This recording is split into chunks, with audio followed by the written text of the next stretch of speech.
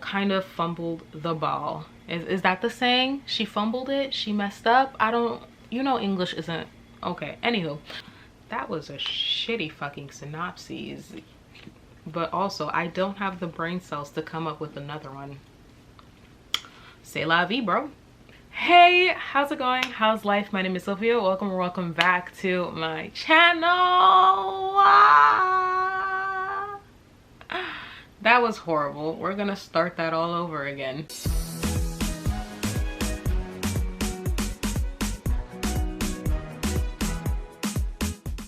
Hey, how's it going? How's life? My name is Sophia. Welcome or welcome back to my channel. So for today's video, I'm going to be doing a recent reads video. I don't know if you've noticed, but I haven't been doing any wrap-ups, and that's because I accidentally fell off. But yes, I haven't really been doing any monthly wrap-ups, and that is because I have been in a reading slump since February. Yes, I have not felt like reading since February, and so I thought that I would just do a not so recent reads of all the books I've read all the way up from February up until now. I do plan on splitting this into 3 different videos because I do not have the time nor the patience to sit down and talk about books for 5 hours, and I'm sure you guys aren't interested in getting a 2-hour-long video from me. So for the sake of both of us, I have decided to split these recent read updates into 3. So for this very first recent reads, it's going to be all the books I read in February and March. But yes, without further ado, let's get into the books I read. So if you've seen my last video, you already know how I feel about this particular book, and that is going to be Year of the Witching by Alexis Henderson. So in this story, we are following our main character Emmanuel, who lives in this small tiny town known as Bethel. Emmanuel's very existence within this town is considered blasphemous because her mother not only had an extramarital affair, but she had an extramarital affair with an outsiders. So you have these 2 different peoples living within this town. You have the white people, if you will, and then you have the darker skinned people who are looked down upon as barbarians. So Bethel does her very best to fit into this society that doesn't really want her. Also within this town, it is surrounded by the dark woods, and the people are forbidden to go into the dark woods because they're like these evil witches that live there. But Bethel accidentally goes into the dark woods, and some mysterious things start happening, and she starts learning some things about her mother's past, and our story goes from there. What I really liked about this story was the character development, especially when it comes to Emmanuel. Because she is biracial, she has conflicting feelings about her and her identity, and I thought that Alexis Henderson handled the complexity of her character development really well. In terms of the other characters, I found them extremely fascinating because Bethel is a super religious town. There are some questions when it comes to religion and morality that I thought she did a really good job at exploring. In terms of world building, I feel that it isn't super intense. I have described this before as a gothic literature with some witchy type vibes, and even though there are some fantastical elements, it's not a lot. And even the magical elements that are there are super soft. So like if you're new to fantasy and you want to dip your toes in, I feel like this would be really good for a newbie. I have gone into more depth about this book in my Women in Fantasy recommendations video. So if you want to check that out, I'll leave that linked up above or down below. Another thing I really enjoyed about the story is the atmosphere. I felt like it was very descriptive, but without being overbearing, and it was kind of dark as well. And so I feel like if you like that type of writing style, I would highly suggest picking this up. I ended up giving this a 4 out of 5 stars. The next book I read for our Chaos Rising book club pick of February, I think, and that was Elastaway by Darcy Little Badger. In this story, you are following our main character, Elastaway, who lives in this alternative universe to our own, in a world that has been completely shaped by magic. Elastaway herself is able to raise the ghosts of dead animals, which is a gift that is passed down from generation to generation. One day, Elastaway's older cousin gets into a car crash and tragically passes away. And she is visited by his ghost, and he tells her that it wasn't an accident. And so the rest of the story is Elastaway trying to discover the mystery behind her older cousin's murder. Also, this is an own voices story inspired by the Lipan Apache tribe in Texas. In terms of the characters, I wasn't really attached to any of them. I thought that for the most part that they were well developed and they were complex, but I don't know, just something about it. I just didn't feel quite as connected as I could have.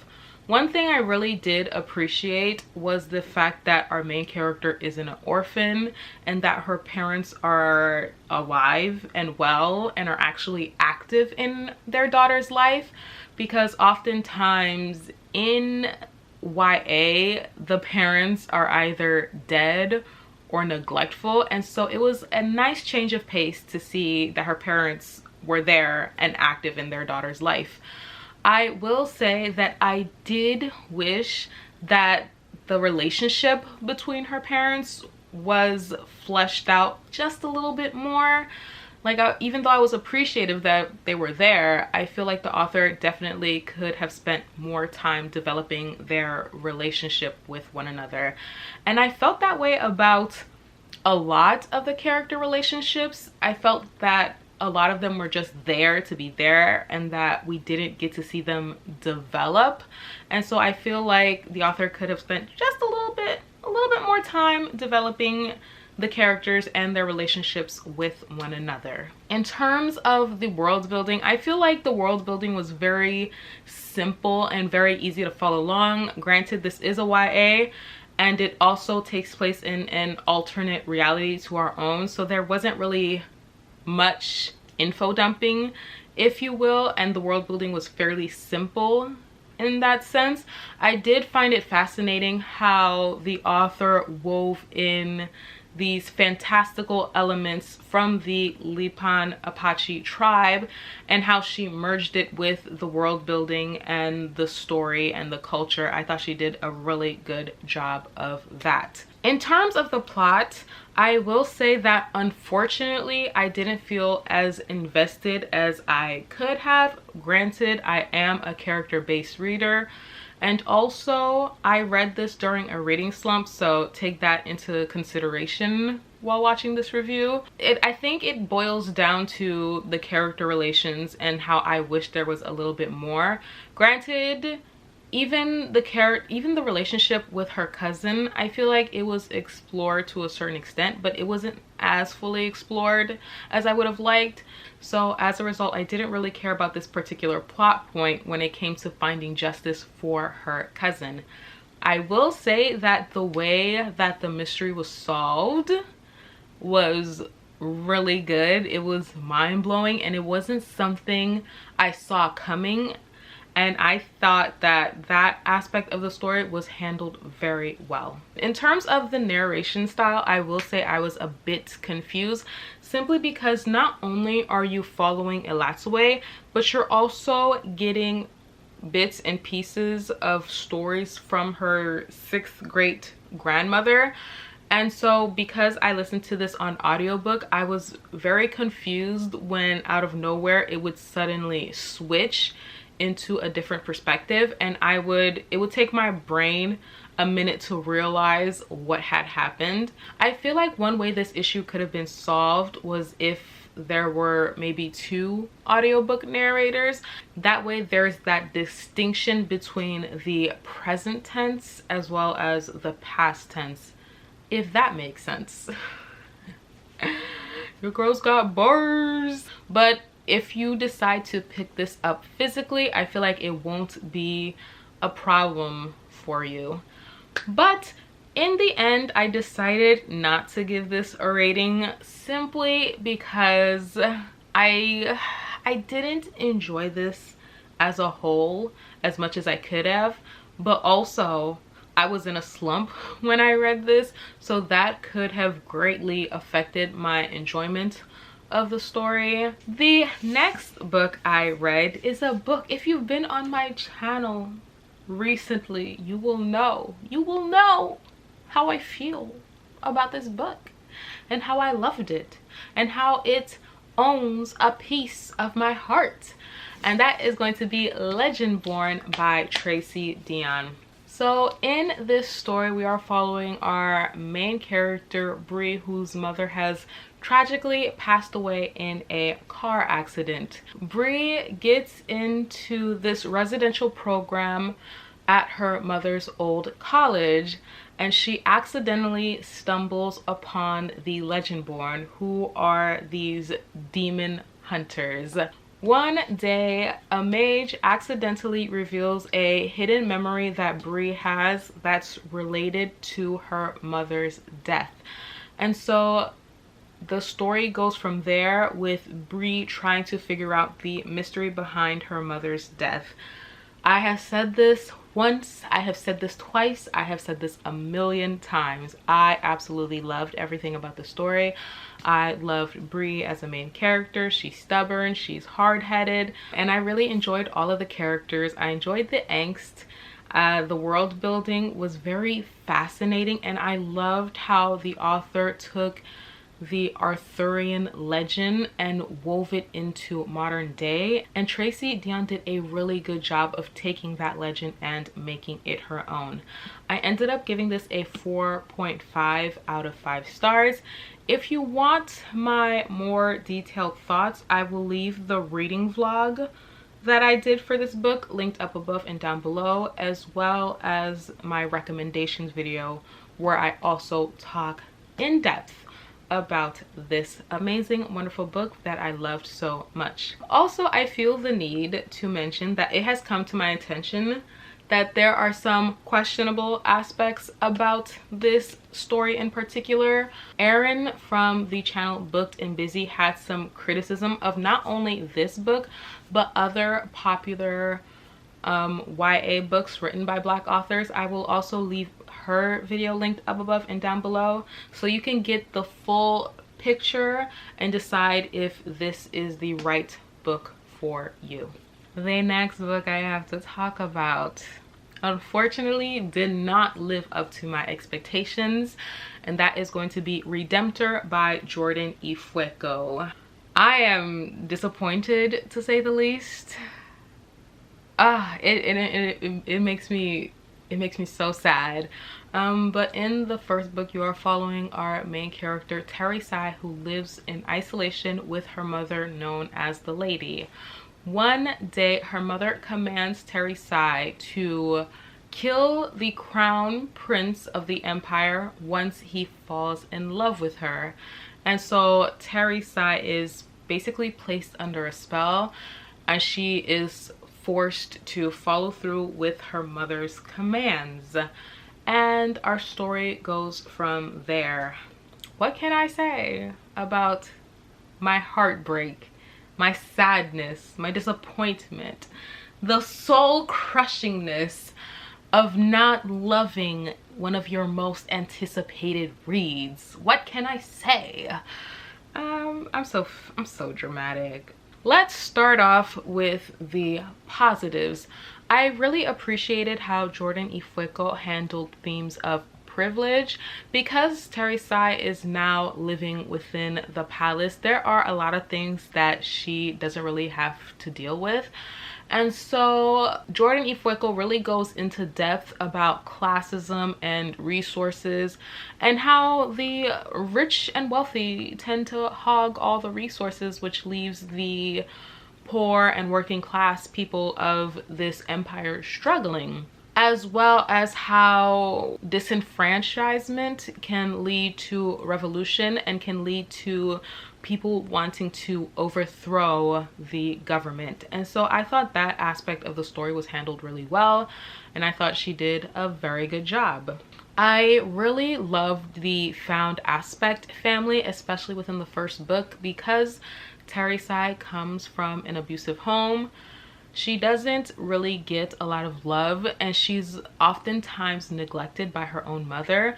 And so seeing her find a place to call her home outside of that toxic dynamic, it was just so precious to me, and I really loved seeing that in the first book. And honestly, this is one of the reasons why this book was so disappointing to me, is because if you've seen my review or if you've seen me discuss Raybearer, you know that one of the criticisms I have was that I wish that the found family dynamic of the story was explored a lot more, and that we got to learn a bit more about the council siblings. And I was hoping that the second book we would go more into depth about the council siblings and their relationship, but unfortunately the author didn't do that at all. She does that trope where the found family finds each other in the first book, and in the second book everyone is separated, and I didn't like that at all.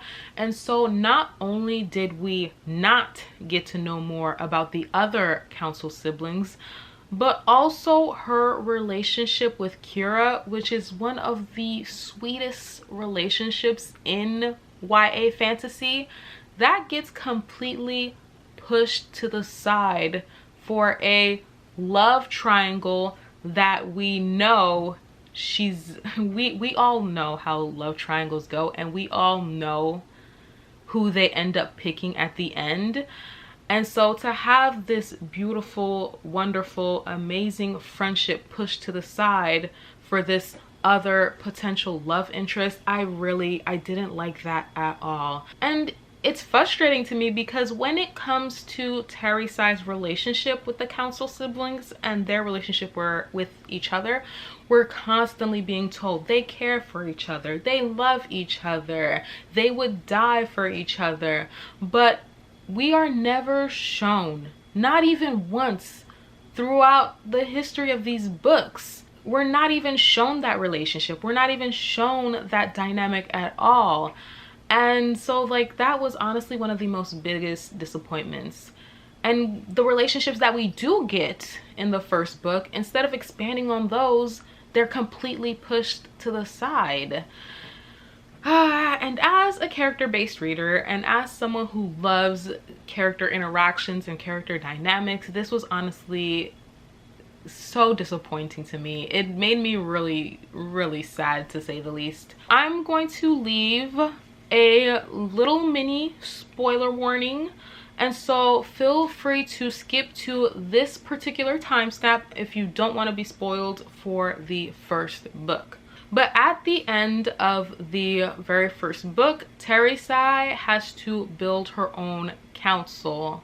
And so I thought that even though we weren't getting the council siblings, like her original council siblings and their relationship, I at least thought that the author would go into more detail with Terry Sai and her other council siblings and their relationship, and that was also completely left on the back burner. As a matter of fact, those relationships weren't well developed at all, in my opinion. Terasai would have a particular issue with somebody that she needs to be her council sibling, and then the story would just fast forward through it without us getting to see any of their relationships develop at all. Another issue I have with this story is the plot. I honestly feel like this book should have been split into two. It felt as though the author was trying to do too much and cram it into a tiny little book. Like, the plot felt very inconsistent and it felt like I was reading two different stories, but like the issue was none of those stories were as developed as they could have been. But yeah, I am so disappointed. I am so sad. I really wanted to love this book, but unfortunately, you can't have everything you want. But I ended up giving this a 2.5 stars, rounded up to 3 on Goodreads. Alrighty, so the final book I have to discuss with you guys is going to be Gideon the Ninth by Tamsin Muir. In this story, we are following our main character Gideon, who is an ostracized person living a life of servitude in the ninth house. But she doesn't want that for herself. She wants to escape. And so on the day she plans to escape, she is foiled by her arch nemesis, Hero Nona Jezebel. I think that's how you pronounce it. The Empire is in need of necromancers, and Hero decides to join the competition, but she needs Gideon's help. And in exchange for Gideon helping her with the competition, Hero promises her her freedom. But the competition isn't exactly what it seems, and our story goes from there. I feel like when it comes to stories like this, there's a very fine line when it comes to the type of confusing. There's confusing where the author gives you just enough to keep you intrigued and wanting to continue on with the story, and then there's confusing for the sake of being confusing. And honestly, this felt a lot like the latter for me. I do have a lot of friends who have reread this story multiple times, and from what I gather from their experience, they say that they understood the story and enjoyed it a lot more upon reread. So I think that might be why I don't love this as much as they do, because I've only read this once and I'm just like, baby, what's going on? Like, I don't understand. I don't understand. And in terms of world building, I feel like there are again two ways that an author can approach, probably more than two, but in my mind, for the sake of this video, we're gonna say two ways that an author can approach world building. Either they can info dump and give you every little detail about the world and how it functions and basically just hold your hand through the world building process, or an author just dumps you into the world and it's sink or swim. And that is the vibe I get from this. Like, nothing was explained and you basically had to just go along for the ride. I will say I really did like the characters. I especially loved Gideon. I loved her sense of humor. It was very refreshing to me because a lot of the fantasy I read is like very serious. I don't know why I said it like that, but it's very serious. It takes itself seriously, you know what I'm saying? Hero the Ninth is a fascinating character. Hero the Ninth starts off as like this bitch. I don't know what else to use to describe her, but like she's a bitchy character. She's mean. She lives to make Gideon miserable, and that dynamic just made me sad because I loved Gideon so much. But as I got to learn more about Hero and her background, I really found her to be fascinating and more in depth than I initially gave her credit for. And I'm really intrigued to pick up the second book because I know it follows her perspective.